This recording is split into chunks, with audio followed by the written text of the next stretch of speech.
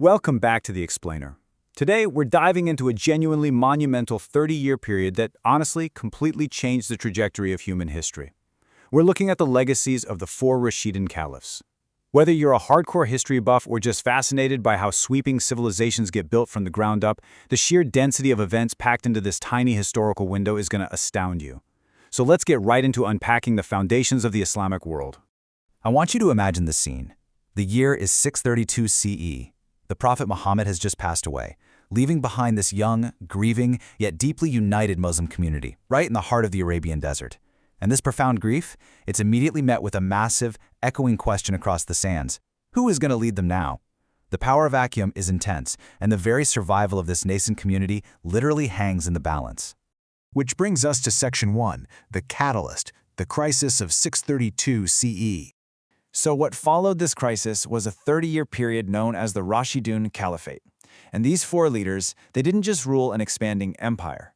They really laid the bedrock, administrative, spiritual, and moral foundations of an entire civilization.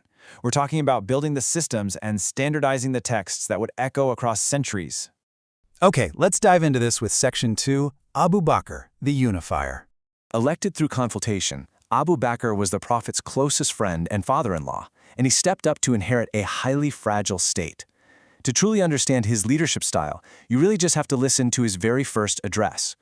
He famously declared to his people, "Obey me as long as I obey Allah and His Messenger. If I disobey them, you owe me no obedience." I mean, that brilliantly captures his soft-spoken yet incredibly iron-willed style of servant leadership.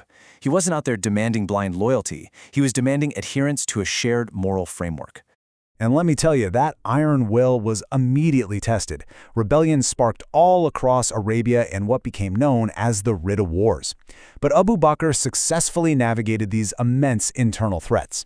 In what is honestly a staggering feat of military and political maneuvering, he completely reunited the Arabian Peninsula in just 2 short years, entirely securing the survival of the state. But, his most enduring spiritual legacy was actually born out of tragedy. During those battles, many of the men who had memorized the Quran fell in combat. Abu Bakr quickly recognized the profound fragility of human memory, so he ordered the very first written compilation of the Quran into a single volume. He did this to ensure the text would be preserved for eternity. It's an absolutely foundational act of preservation. This takes us to Section 3, Umar, the state builder.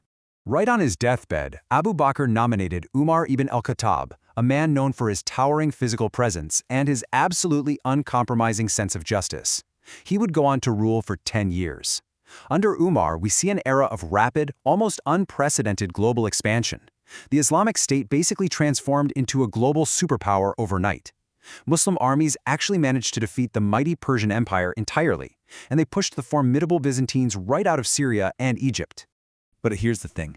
Despite these massive military successes, Umar was an administrator at heart, not just a conqueror. And this is where we really see the birth of modern statecraft. He established the Beit al-Mal.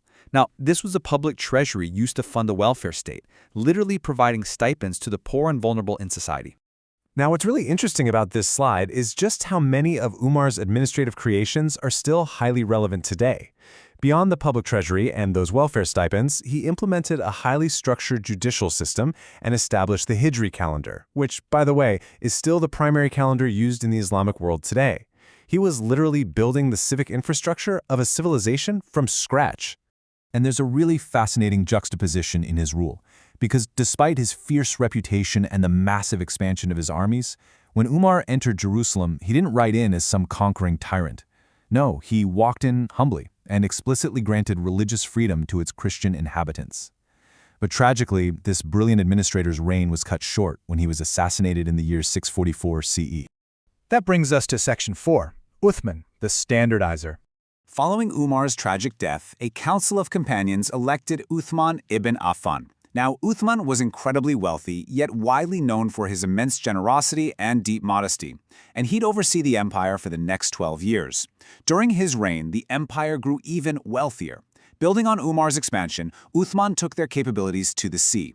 He established the Islamic world's very first naval fleet, effectively turning a desert-born community into a legitimate maritime power.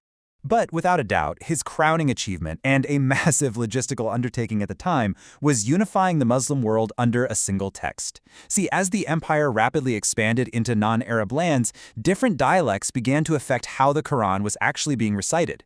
To prevent fragmentation, Uthman solved this complex problem by ordering a master copy of the Quran to be standardized. He based this directly on Abu Bakr's original compilation, and then he sent these standardized copies out to every major province. Sadly, though, rapid expansion brought some incredibly complex internal politics.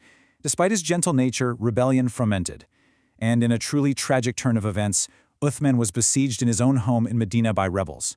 He was martyred while sitting and reading the very Quran he helped preserve. It's a horrific event that plunged the state into a deep existential crisis. Desperate for stability, the community turned to Section 5, Ali, the moral compass. Ali ibn Abi Talib was the Prophet's cousin and son-in-law. Known as the Lion of Allah, he was deeply revered for his unmatched bravery, profound wisdom, and highly eloquent speech as he stepped into what would be a very turbulent 5-year reign. And this brilliantly illustrates how much the dynamics of the empire had shifted. While Umar's era was defined by rapid, external global expansion and unified state building, Ali inherited a deeply divided, fractured empire. His era was defined by intense internal political turmoil and the agonizing reality of the first civil wars in Islamic history. Yet, despite having to navigate through this immense political chaos, Ali remained an unwavering beacon of intellectual brilliance and ethical leadership. He established progressive new tax reforms, fought relentlessly against systemic corruption, and authored these incredibly detailed letters on governance that scholars still consider a masterclass in ethical leadership today. He held the moral line when the political reality around him was basically collapsing. Tragically, in the year 661 CE, while praying in the great mosque of Kufa, Ali was struck down by an assassin wielding a poisoned sword. His somber death marked the definitive end of the Rashideen era. Which brings us to our final takeaway, Section 6, a 30-year enduring legacy, the spirit of a civilization. It is honestly staggering to visualize this timeline. Think about it. In 632, the Prophet passes. By 634, Abu Bakr has secured the state. In 644, Umar is assassinated right after building an empire. In 656, Uthman is martyred after standardizing the text, and finally, in 661, Ali is assassinated, trying to hold its moral compass intact. The sheer density of history here, the triumphs, the structural brilliance, and this incredibly dark, tragic motif of assassination, all of it is packed into just 30 highly turbulent years. So I want to leave you with this final, provocative thought to consider. History is filled with empires that rise and vanish without a trace over centuries. How many empires completely fall apart in just 30 years? And yet how few in that exact same short span of time manage to lay the enduring administrative, spiritual, and moral foundations that define an entire civilization for eternity? The civic infrastructure, standardized texts, and ethical frameworks they pioneered, they didn't just stay in the past, they directly shaped the modern world that millions live in today. Thank you so much for exploring this remarkable history with me in this explainer. Keep questioning, keep learning, and I'll catch you next time.